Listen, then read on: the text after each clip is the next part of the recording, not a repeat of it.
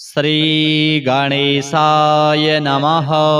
अथ श्री लक्ष्मीनारायण स्तोत्र।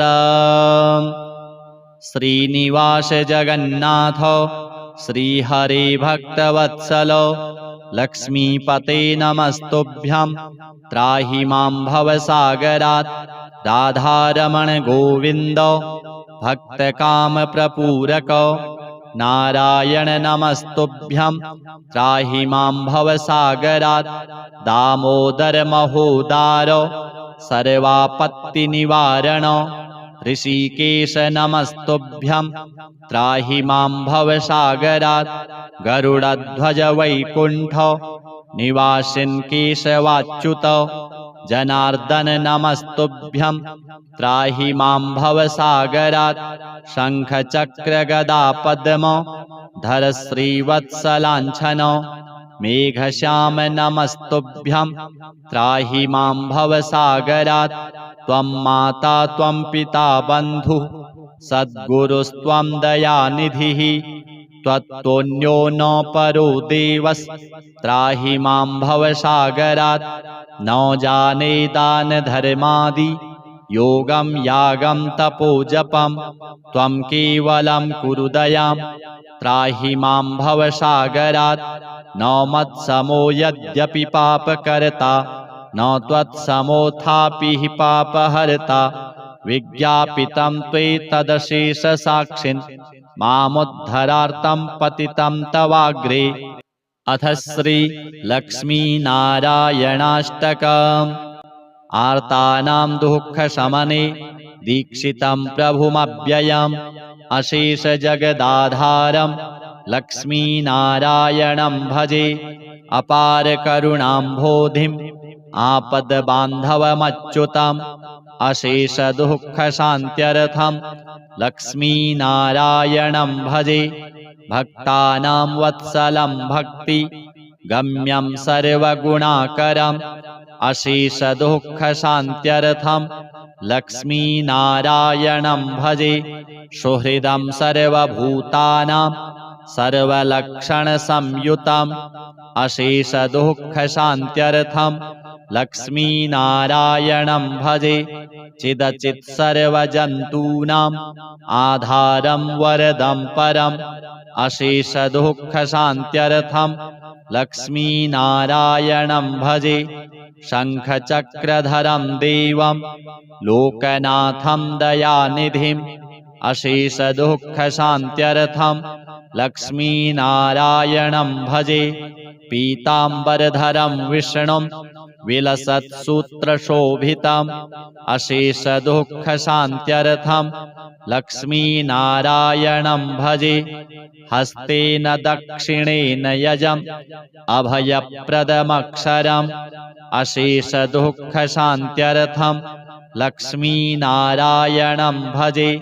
यः पठेत् प्रातरुत्थाय लक्ष्मीनारायणाष्टकम् विमुक्तः सर्वपापेभ्यः विष्णुलोकं स गच्छति। श्रीलक्ष्मीनारायणार्पणमस्तु। अथ श्री लक्ष्मीनारायण स्तोत्र। श्रीनिवास जगन्नाथ श्रीहरे भक्तवत्सलो लक्ष्मीपते नमस्तुभ्यं त्राहि मां भवसागरात्। राधारमण गोविन्द भक्तकामप्रपूरक नारायण नमस्तुभ्यं त्राहि मां भवसागरात्। दामोदर महोदार सर्वापत्तिनिवारण ऋषिकेश नमस्तुभ्यं त्राहि मां भवसागरात्। गरुडध्वज वैकुण्ठ निवासिन् केशवाच्युत जनार्दन नमस्तुभ्यं त्राहि मां भवसागरात्। शङ्खचक्र गदा पद्म धर श्रीवत्सलाञ्छन मेघश्याम नमस्तुभ्यं त्राहि मां भवसागरात्।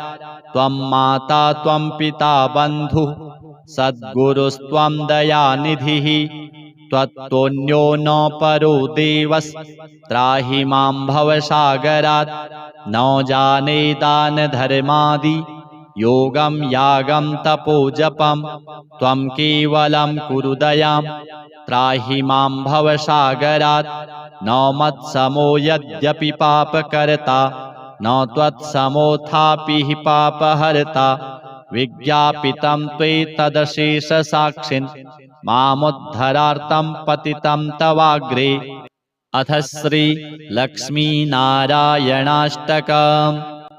आर्तानां दुःखशमने दीक्षितं प्रभुमव्ययम् अशेषजगदाधारं लक्ष्मीनारायणं भजे अपारकरुणाम्भोधिम् आपद्बान्धवमच्युतम् अशेषदुःखशान्त्यर्थं लक्ष्मीनारायणं भजे भक्तानां वत्सलं भक्ति गम्यं सर्वगुणाकरम् अशेषदुःखशान्त्यर्थं लक्ष्मीनारायणं भजे सुहृदं सर्वभूतानां सर्वलक्षणसंयुतम् अशेषदुःखशान्त्यर्थं लक्ष्मीनारायणं भजे चिदचित् सर्वजन्तूनाम् आधारं वरदं परम् अशेषदुःखशान्त्यर्थं लक्ष्मीनारायणं भजे शङ्खचक्रधरं देवं लोकनाथं दयानिधिम् अशेषदुःखशान्त्यर्थं लक्ष्मीनारायणं भजे पीताम्बरधरं विष्णुं विलसत्सूत्रशोभितम् अशेषदुःखशान्त्यर्थं लक्ष्मीनारायणं भजे हस्तेन दक्षिणेन यजम् अभयप्रदमक्षरम् अशेषदुःखशान्त्यर्थं लक्ष्मीनारायणं भजे यः पठेत् प्रातरुत्थाय लक्ष्मीनारायणाष्टकं विमुक्तः सर्वपापेभ्यः विष्णुलोकं स गच्छति। श्रीलक्ष्मीनारायणार्पणमस्तु। अथ श्री लक्ष्मीनारायण स्तोत्रम्। श्रीनिवास जगन्नाथ श्रीहरे भक्तवत्सल लक्ष्मीपते नमस्तुभ्यं त्राहि मां भवसागरात् राधारमण गोविन्द भक्तकामप्रपूरक नारायण नमस्तुभ्यं त्राहि मां भवसागरात् दामोदर महोदार सर्वापत्तिनिवारण ऋषिकेश नमस्तुभ्यं त्राहि मां भवसागरात् गरुडध्वज वैकुण्ठ निवासिन् केशवाच्युत जनार्दन नमस्तुभ्यं त्राहि मां भवसागरात् शङ्खचक्रगदापद्म धर श्रीवत्सलाञ्छन मेघश्याम नमस्तुभ्यं त्राहि मां भवसागरात् त्वं माता त्वं पिता बन्धुः सद्गुरुस्त्वं दयानिधिः त्वत्तोऽन्यो न परो देवस्त्राहि मां भवसागरात् न जाने दानधर्मादि योगं यागं तपोजपं त्वं केवलं कुरु दयां त्राहि मां भवसागरात् न मत्समो यद्यपि पापकर्ता न त्वत्समोऽथापि हि पापहर्ता विज्ञापितं त्वेतदशेषसाक्षिन् मामुद्धरार्तं पतितं तवाग्रे। अथ श्री लक्ष्मीनारायणाष्टकम्। आर्तानां दुःखशमने दीक्षितं प्रभुमव्ययम् अशेषजगदाधारं लक्ष्मीनारायणं भजे अपारकरुणाम्भोधिम् आपद्बान्धवमच्युतम् अशेषदुःखशान्त्यर्थं लक्ष्मीनारायणं भजे भक्तानां वत्सलं भक्ति गम्यं सर्वगुणाकरम् अशेषदुःखशान्त्यर्थं लक्ष्मीनारायणं भजे सुहृदं सर्वभूतानां सर्वलक्षणसंयुतम् अशेषदुःखशान्त्यर्थं लक्ष्मीनारायणं भजे चिदचित्सर्वजन्तूनाम् आधारं वरदं परम् अशेषदुःखशान्त्यर्थं लक्ष्मीनारायणं भजे शङ्खचक्रधरं देवं लोकनाथं दयानिधिम् अशेषदुःखशान्त्यर्थं लक्ष्मीनारायणं भजे पीताम्बरधरं विष्णुं विलसत्सूत्रशोभितम् अशेषदुःखशान्त्यर्थं लक्ष्मीनारायणं भजे हस्तेन दक्षिणेन यजम् अभयप्रदमक्षरम् अशेषदुःखशान्त्यर्थं लक्ष्मीनारायणं भजे यः पठेत् प्रातरुत्थाय लक्ष्मीनारायणाष्टकं विमुक्तः सर्वपापेभ्यः विष्णुलोकं स गच्छति। श्रीलक्ष्मीनारायणार्पणमस्तु। अथ श्रीलक्ष्मीनारायण स्तोत्रम्। श्रीनिवास जगन्नाथ श्रीहरे भक्तवत्सल लक्ष्मीपते नमस्तुभ्यं त्राहि मां भवसागरात् राधारमण गोविन्द भक्तकामप्रपूरक नारायण नमस्तुभ्यं त्राहि मां भवसागरात् दामोदर महोदार सर्वापत्तिनिवारण ऋषिकेश नमस्तुभ्यं त्राहि मां भवसागरात् गरुडध्वज वैकुण्ठ निवासिन् केशवाच्युत जनार्दन नमस्तुभ्यं त्राहि मां भवसागरात् शङ्खचक्रगदापद्म धर श्रीवत्सलाञ्छन मेघश्याम नमस्तुभ्यं त्राहि मां भवसागरात् त्वं माता त्वं पिता बन्धुः सद्गुरुस्त्वं दयानिधिः त्वत्तोऽन्यो न परो देवस्त्राहि मां भवसागरात् न जाने दानधर्मादि योगं यागं तपोजपं त्वं केवलं कुरु दयां त्राहि मां भवसागरात् न मत्समो यद्यपि पापकर्ता न त्वत्समोऽथापि हि पापहर्ता विज्ञापितं त्वेतदशेषसाक्षिन् मामुद्धरार्तं पतितं तवाग्रे। अथ श्रीलक्ष्मीनारायणाष्टकम्।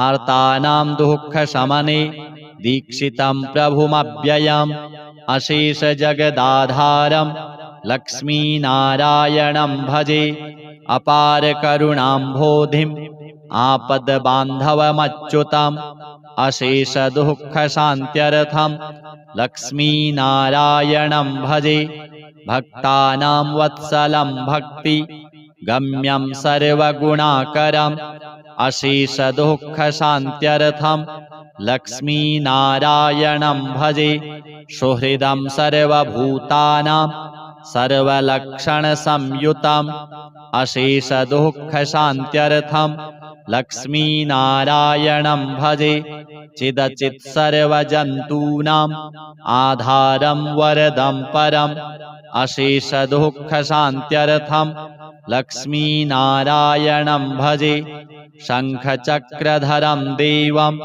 लोकनाथं दयानिधिम् अशेषदुःखशान्त्यर्थं लक्ष्मीनारायणं भजे पीताम्बरधरं विष्णुं विलसत्सूत्रशोभितम् अशेषदुःखशान्त्यर्थं लक्ष्मीनारायणं भजे हस्तेन दक्षिणेन यजम् अभयप्रदमक्षरम् अशेषदुःखशान्त्यर्थं लक्ष्मीनारायणं भजे यः पठेत् प्रातरुत्थाय लक्ष्मीनारायणाष्टकं विमुक्तः सर्वपापेभ्यः विष्णुलोकं स गच्छति। श्रीलक्ष्मीनारायणार्पणमस्तु। अथ श्रीलक्ष्मीनारायण स्तोत्रम्। श्रीनिवास जगन्नाथ श्रीहरे भक्तवत्सलो लक्ष्मीपते नमस्तुभ्यं त्राहि मां भवसागरात् राधारमण गोविन्द भक्तकामप्रपूरक नारायण नमस्तुभ्यं त्राहि मां भवसागरात् दामोदर महोदार सर्वापत्तिनिवारण ऋषिकेश नमस्तुभ्यं त्राहि मां भवसागरात् गरुडध्वज वैकुण्ठ निवासिन् केशवाच्युत जनार्दन नमस्तुभ्यं त्राहि मां भवसागरात् शङ्खचक्रगदापद्म धर श्रीवत्सलाञ्छन मेघश्याम नमस्तुभ्यं त्राहि मां भवसागरात् त्वं माता त्वं पिता बन्धुः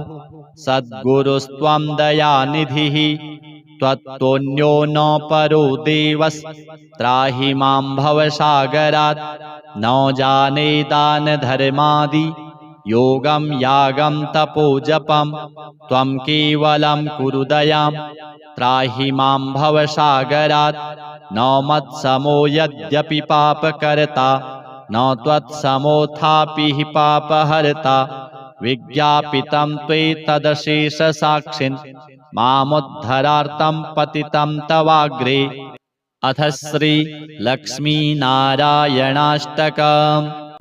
आर्तानां दुःखशमने दीक्षितं प्रभुमव्ययम् अशेषजगदाधारं लक्ष्मीनारायणं भजे अपारकरुणाम्भोधिम् आपद्बान्धवमच्युतम् अशेषदुःखशान्त्यर्थं लक्ष्मीनारायणं भजे भक्तानां वत्सलं भक्ति गम्यं सर्वगुणाकरम् अशेषदुःखशान्त्यर्थं लक्ष्मीनारायणं भजे सुहृदं सर्वभूतानां सर्वलक्षणसंयुतम् अशेषदुःखशान्त्यर्थं लक्ष्मीनारायणं भजे चिदचित् सर्वजन्तूनाम् आधारं वरदं परम् अशेषदुःखशान्त्यर्थं लक्ष्मीनारायणं भजे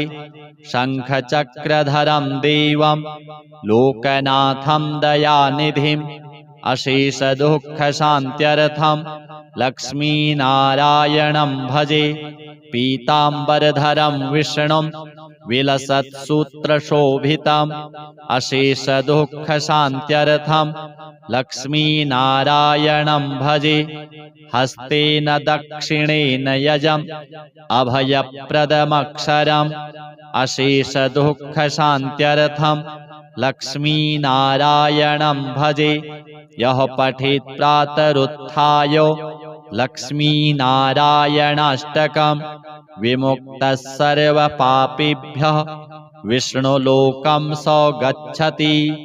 श्रीलक्ष्मीनारायणार्पणमस्तु। अथ श्री लक्ष्मीनारायण स्तोत्रम्।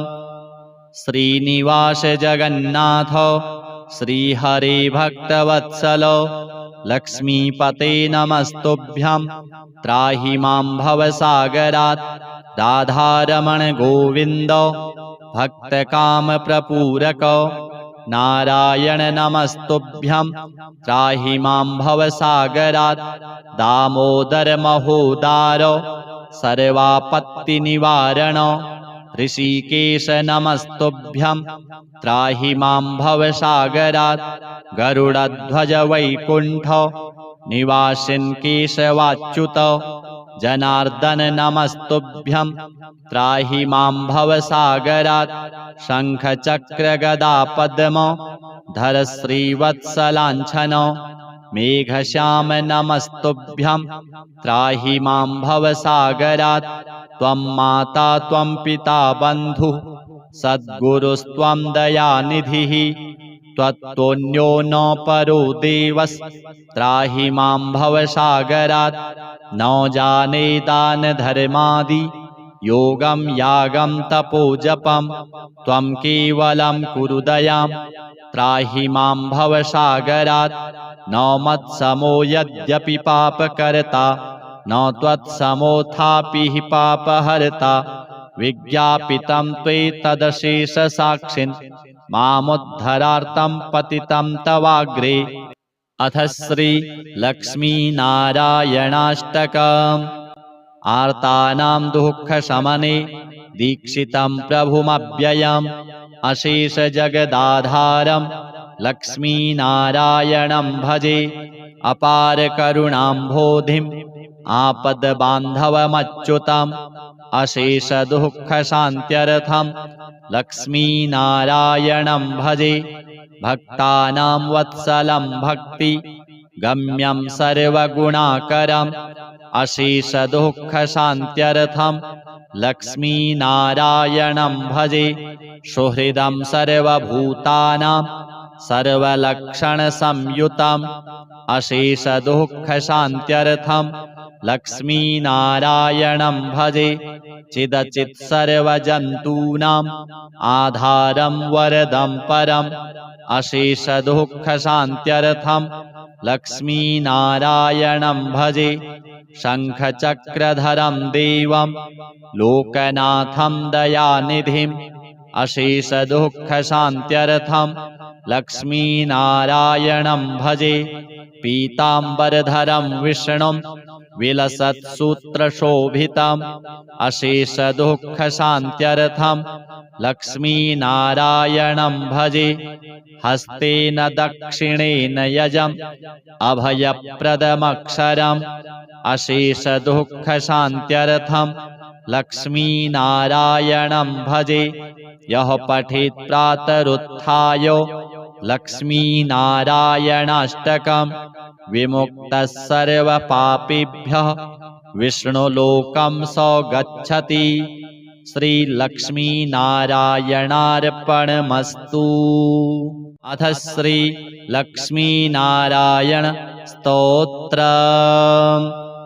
श्रीनिवास जगन्नाथ श्रीहरे भक्तवत्सल लक्ष्मीपते नमस्तुभ्यं त्राहि मां भवसागरात्।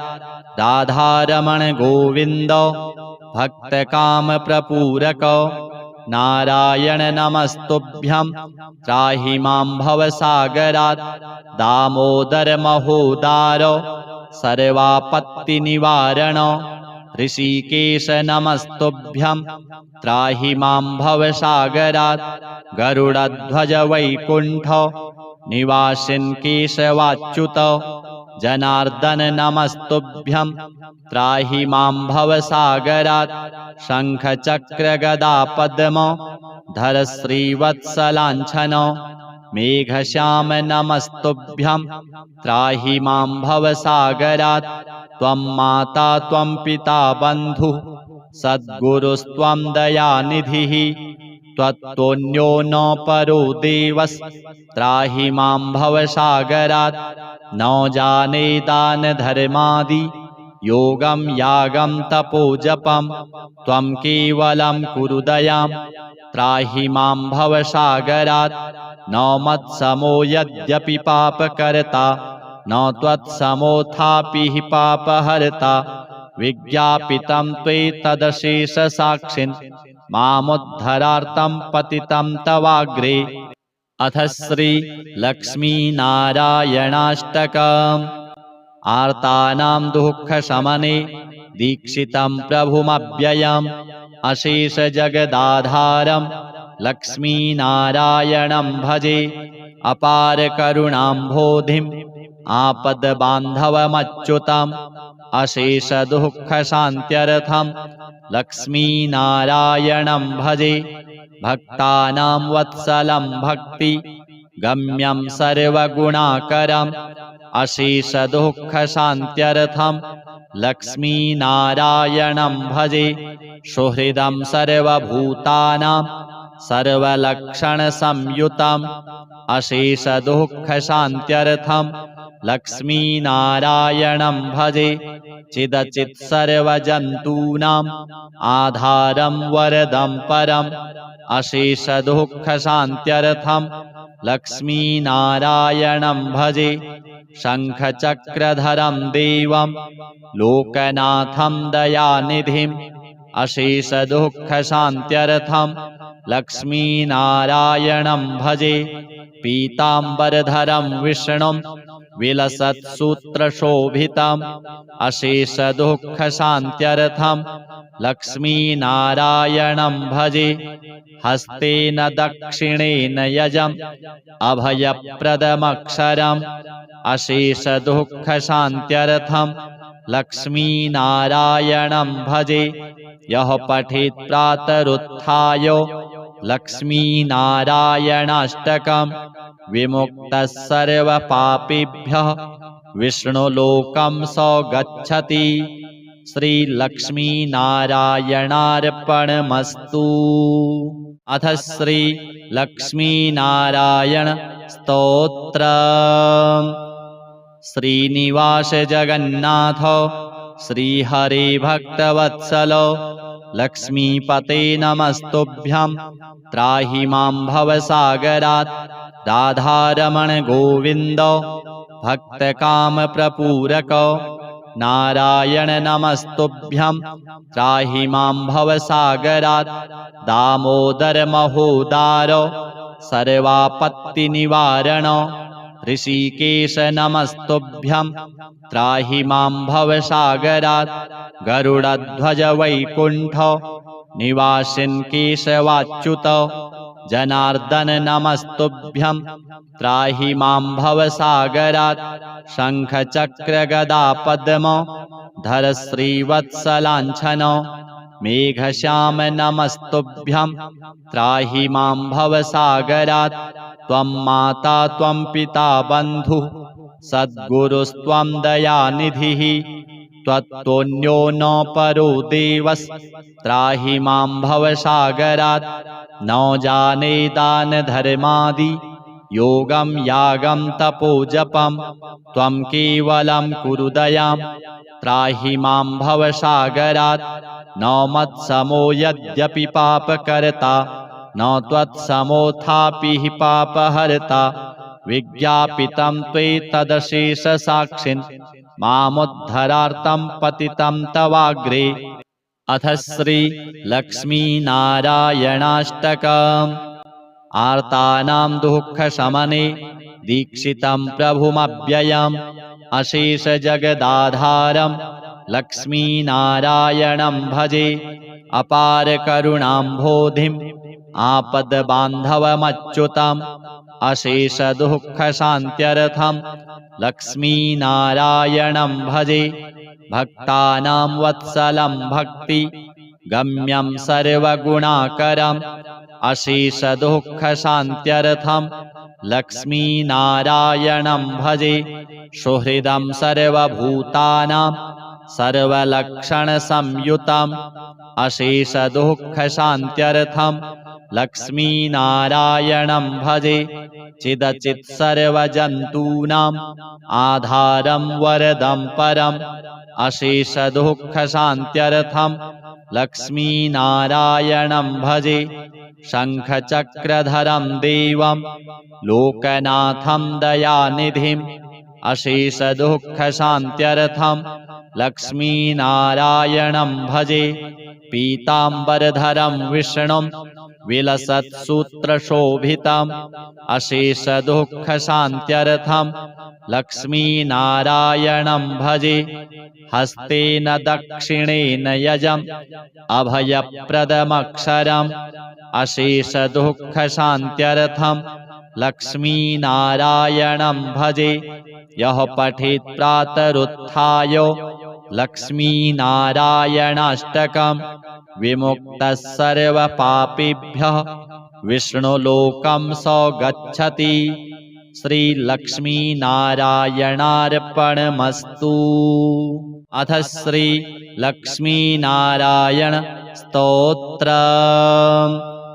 श्रीनिवास जगन्नाथ श्रीहरे भक्तवत्सल लक्ष्मीपते नमस्तुभ्यं त्राहि मां भवसागरात् राधारमण गोविन्द भक्तकामप्रपूरक नारायण नमस्तुभ्यं त्राहि मां भवसागरात् दामोदर महोदार सर्वापत्तिनिवारण ऋषिकेश नमस्तुभ्यं त्राहि मां भवसागरात् गरुडध्वज वैकुण्ठ निवासिन् केशवाच्युत जनार्दन नमस्तुभ्यं त्राहि मां भवसागरात् शङ्खचक्रगदापद्म धर श्रीवत्सलाञ्छन मेघश्याम नमस्तुभ्यं त्राहि मां भवसागरात् त्वं माता त्वं पिता बन्धुः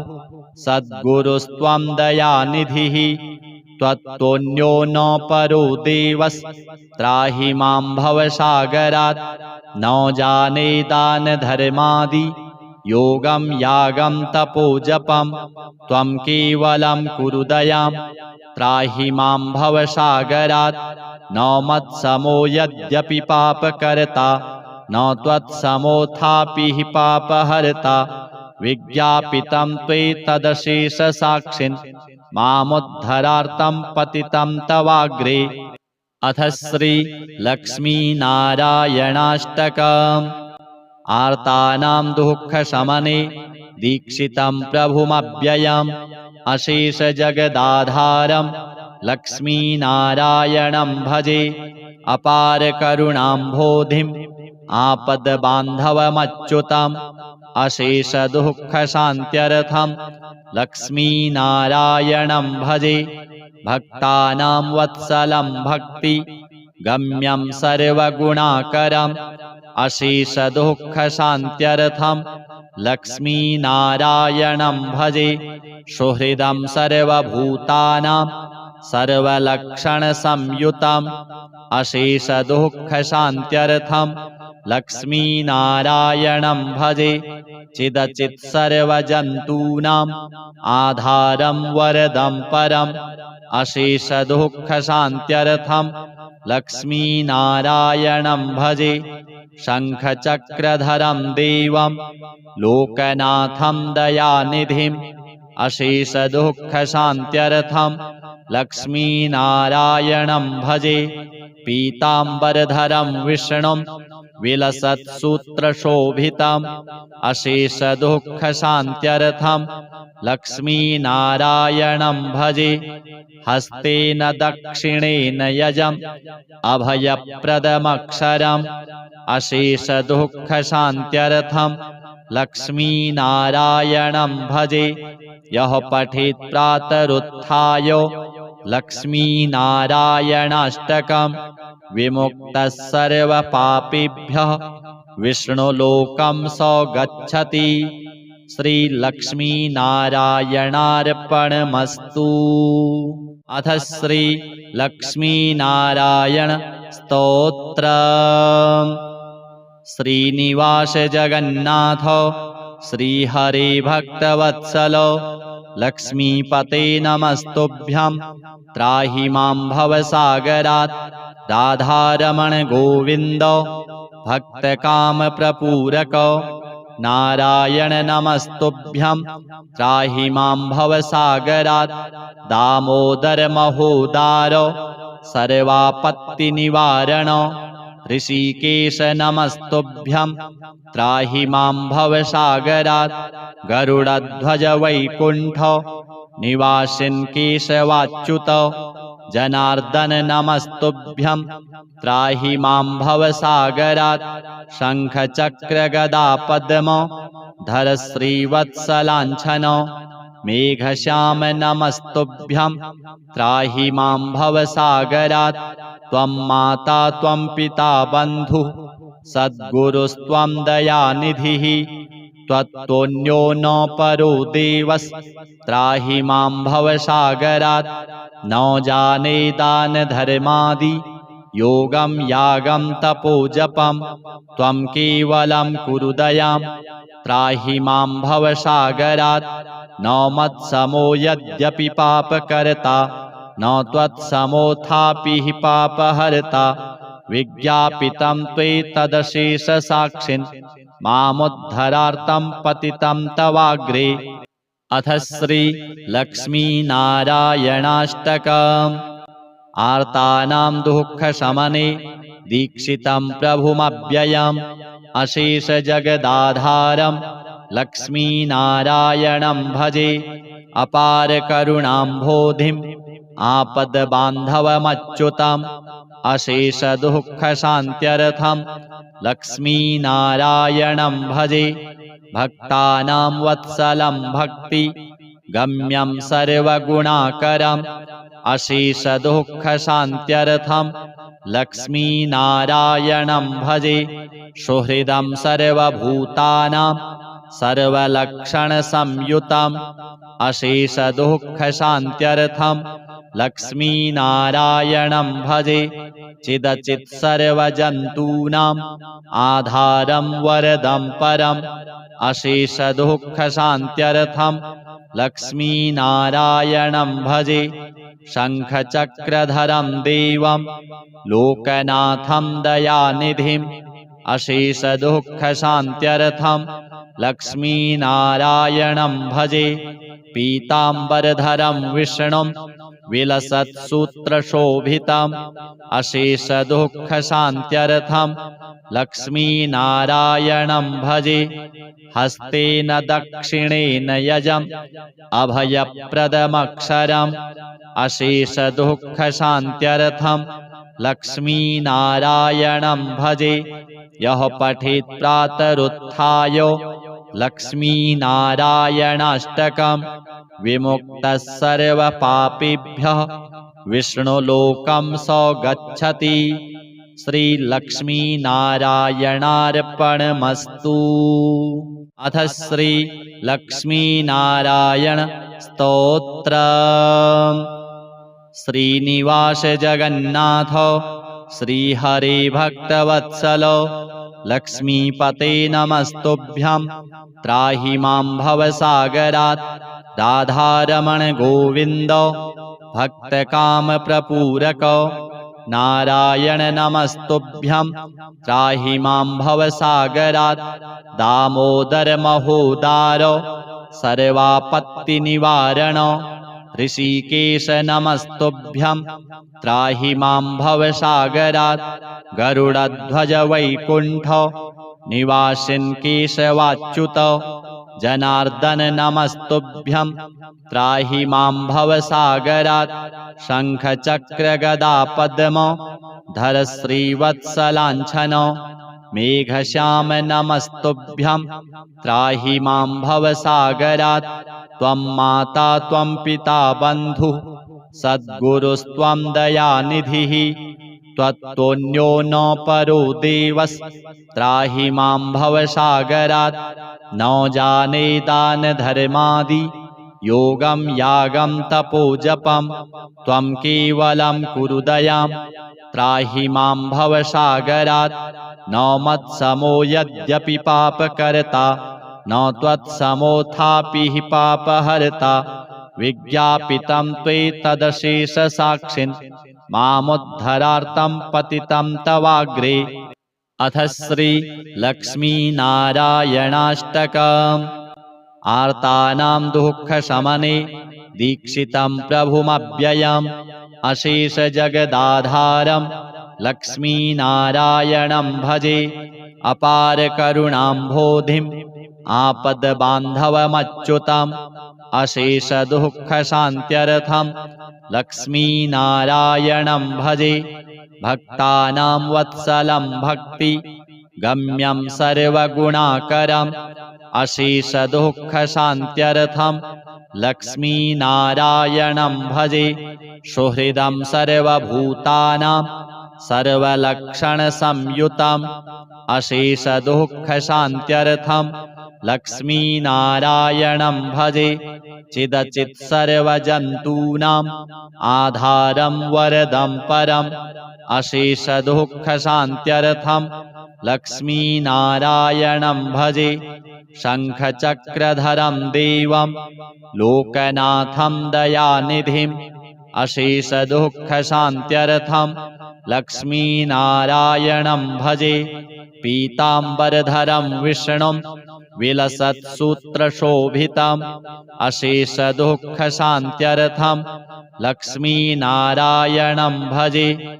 हस्तेन दक्षिणेन यजम् अभयप्रदमक्षरम् अशेषदुःखशान्त्यर्थं लक्ष्मीनारायणं भजे। यः पठेत् प्रातरुत्थाय लक्ष्मीनारायणाष्टकम् विमुक्तः सर्वपापेभ्यः विष्णुलोकं स गच्छति। श्रीलक्ष्मीनारायणार्पणमस्तु। अथ श्रीलक्ष्मीनारायण स्तोत्रम्। श्रीनिवास जगन्नाथ श्रीहरे भक्तवत्सल लक्ष्मीपते नमस्तुभ्यं त्राहि मां भवसागरात्। राधारमण गोविन्द भक्तकामप्रपूरक नारायण नमस्तुभ्यं त्राहि मां भवसागरात्। दामोदर महोदार सर्वापत्तिनिवारण ऋषिकेश नमस्तुभ्यं त्राहि मां भवसागरात्। गरुडध्वज वैकुण्ठ निवासिन् केशवाच्युत जनार्दन नमस्तुभ्यं त्राहि मां भवसागरात्। शङ्खचक्रगदा पद्म धर श्रीवत्सलाञ्छन मेघश्याम नमस्तुभ्यं त्राहि मां भवसागरात्। त्वं माता त्वं पिता बन्धुः सद्गुरुस्त्वं दयानिधिः त्वत्तोऽन्यो न परो देवस्त्राहि मां भवसागरात्।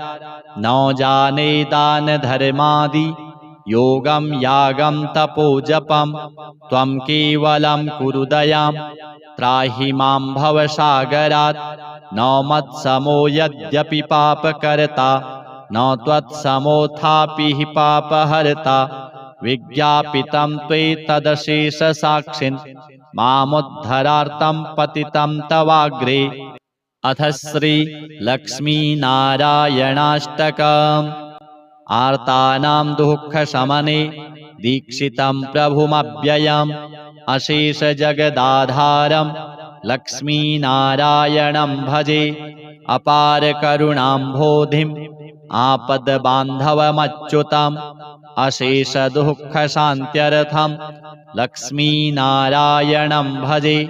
भक्तानां वत्सलं भक्ति गम्यं सर्वगुणाकरम् अशेषदुःखशान्त्यर्थं लक्ष्मीनारायणं भजे। सुहृदं सर्वभूतानां सर्वलक्षणसंयुतम् अशेषदुःखशान्त्यर्थं लक्ष्मीनारायणं भजे।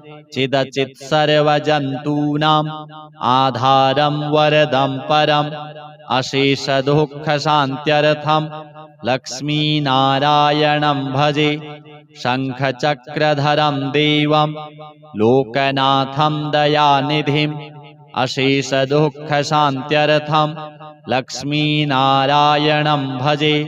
पीताम्बरधरं विष्णुं विलसत्सूत्रशोभितम् अशेषदुःखशान्त्यर्थं लक्ष्मीनारायणं भजे। हस्तेन दक्षिणेन यजम् अभयप्रदमक्षरम् अशेषदुःखशान्त्यर्थं लक्ष्मीनारायणं भजे। यः पठेत् प्रातरुत्थाय लक्ष्मीनारायणाष्टकम् विमुक्तः सर्वपापेभ्यः विष्णुलोकं स गच्छति। श्रीलक्ष्मीनारायणार्पणमस्तु। अथ श्रीलक्ष्मीनारायण स्तोत्रम्। श्रीनिवास जगन्नाथ श्रीहरे भक्तवत्सल लक्ष्मीपते नमस्तुभ्यं त्राहि मां भवसागरात्। राधारमण गोविन्द भक्तकामप्रपूरक नारायण नमस्तुभ्यं त्राहि मां भवसागरात्।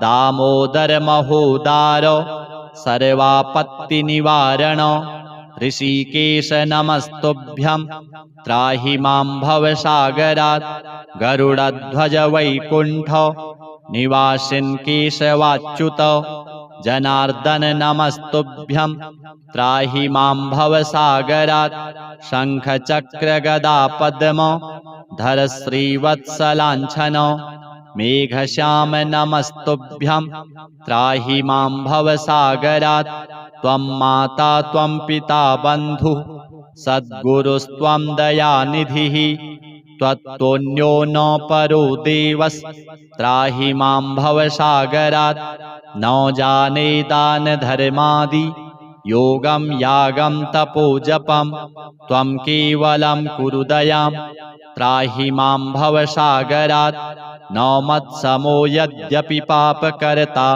न त्वत्समोऽथापि पापहर्ता विज्ञापितं त्वेतदशेषसाक्षिन् मामुद्धरार्तं पतितं तवाग्रे।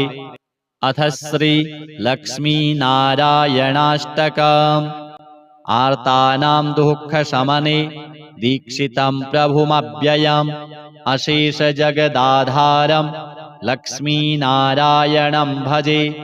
अपारकरुणाम्भोधिम् आपद्बान्धवमच्युतम् अशेषदुःखशान्त्यर्थं लक्ष्मीनारायणं भजे। भक्तानां वत्सलं भक्ति गम्यं सर्वगुणाकरम् अशेषदुःखशान्त्यर्थं लक्ष्मीनारायणं भजे। सुहृदं सर्वभूतानां सर्वलक्षणसंयुतम् अशेषदुःखशान्त्यर्थं लक्ष्मीनारायणं भजे। चिदचित् सर्वजन्तूनाम् आधारं वरदं परम् अशेषदुःखशान्त्यर्थं लक्ष्मीनारायणं भजे। शङ्खचक्रधरं देवं लोकनाथं दयानिधिम् अशेषदुःखशान्त्यर्थं लक्ष्मीनारायणं भजे। पीताम्बरधरं विष्णुं विलसत्सूत्रशोभितम् अशेषदुःखशान्त्यर्थं लक्ष्मीनारायणं भजे। हस्तेन दक्षिणेन यजम् अभयप्रदमक्षरम् अशेषदुःखशान्त्यर्थं लक्ष्मीनारायणं भजे। यः पठेत् प्रातरुत्थाय लक्ष्मीनारायणाष्टकम् विमुक्तः सर्वपापेभ्यः विष्णुलोकं स गच्छति। श्रीलक्ष्मीनारायणार्पणमस्तु। अथ श्री लक्ष्मीनारायण स्तोत्रम्।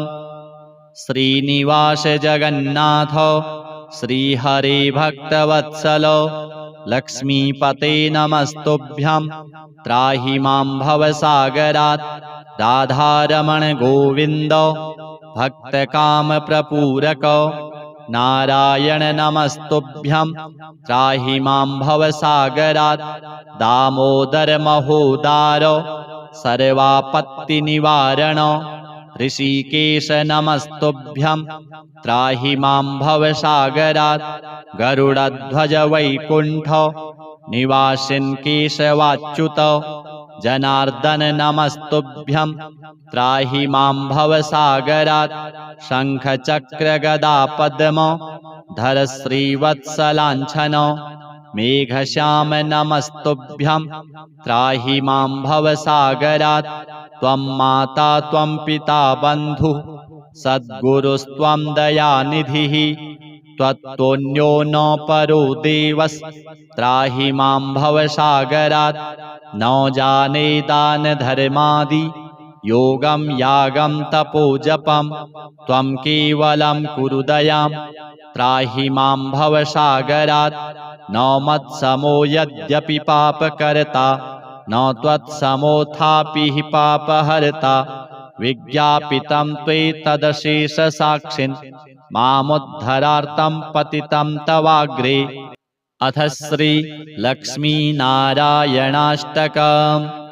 आर्तानां दुःखशमने दीक्षितं प्रभुमव्ययम् अशेषजगदाधारं लक्ष्मीनारायणं भजे अपारकरुणाम्भोधिम् आपद्बान्धवमच्युतम् अशेषदुःखशान्त्यर्थं लक्ष्मीनारायणं भजे भक्तानां वत्सलं भक्ति गम्यं सर्वगुणाकरम् अशेषदुःखशान्त्यर्थं लक्ष्मीनारायणं भजे सुहृदं सर्वभूतानां सर्वलक्षणसंयुतम् अशेषदुःखशान्त्यर्थं लक्ष्मीनारायणं भजे चिदचित् सर्वजन्तूनाम् आधारं वरदं परम् अशेषदुःखशान्त्यर्थं लक्ष्मीनारायणं भजे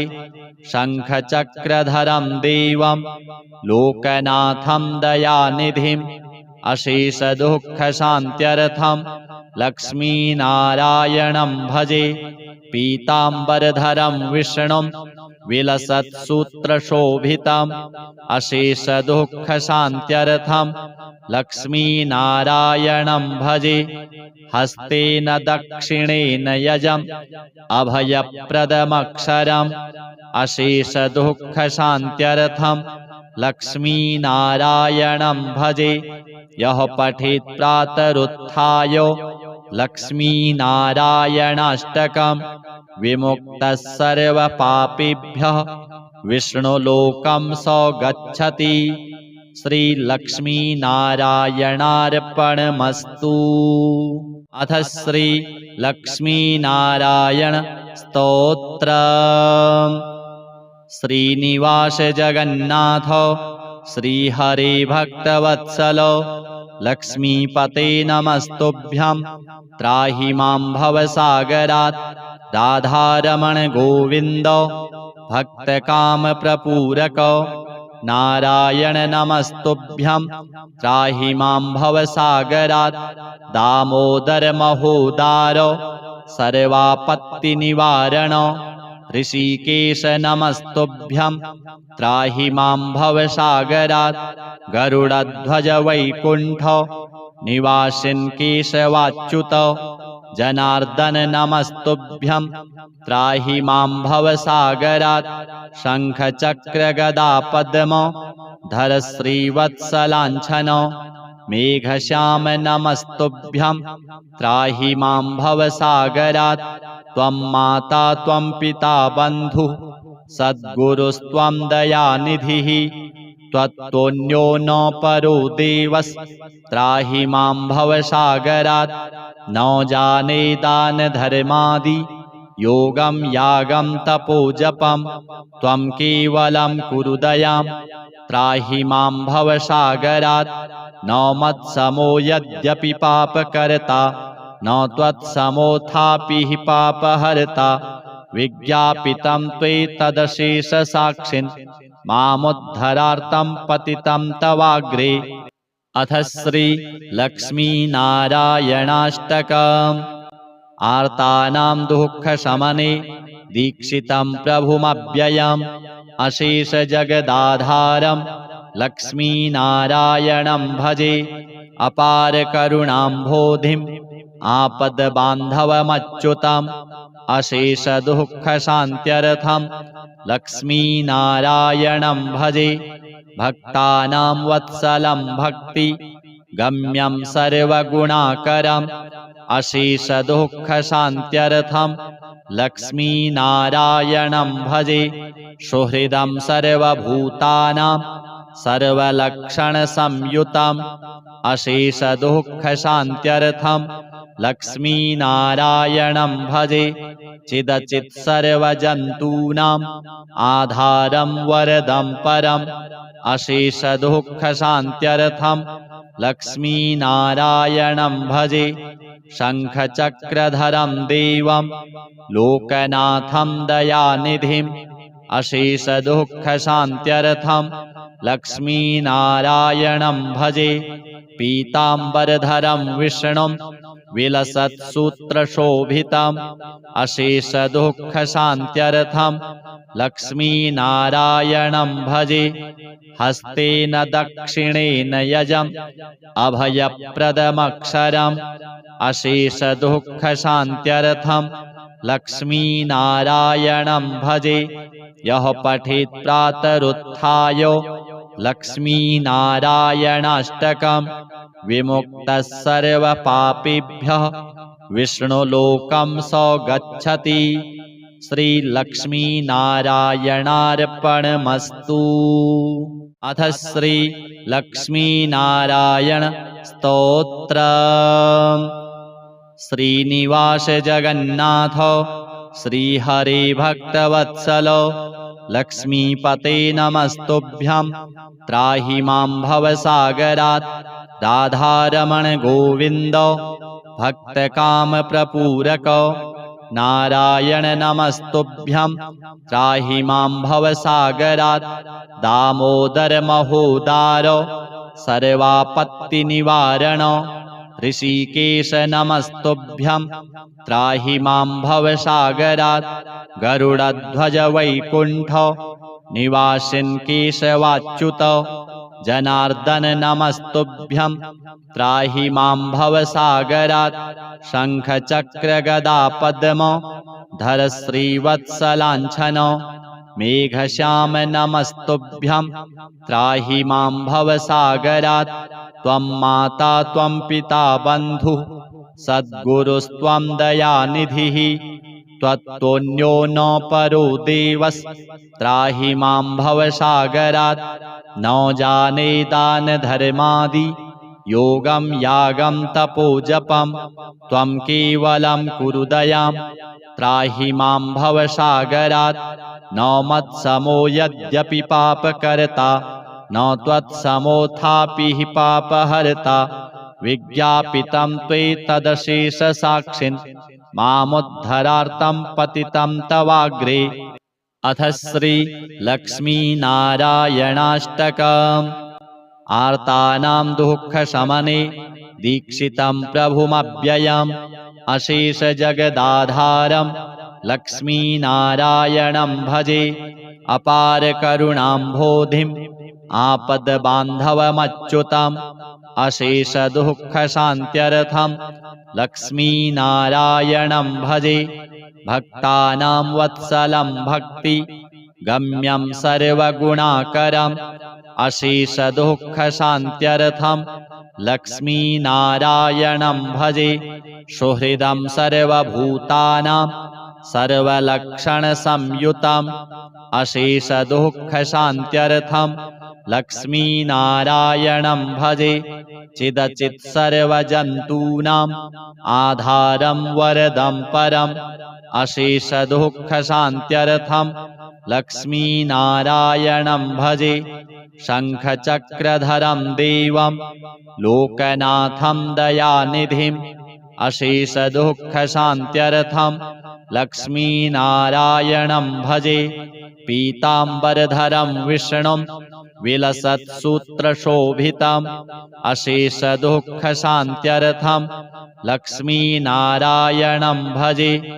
हस्तेन दक्षिणेन यजम् अभयप्रदमक्षरम् अशेषदुःखशान्त्यर्थं लक्ष्मीनारायणं भजे।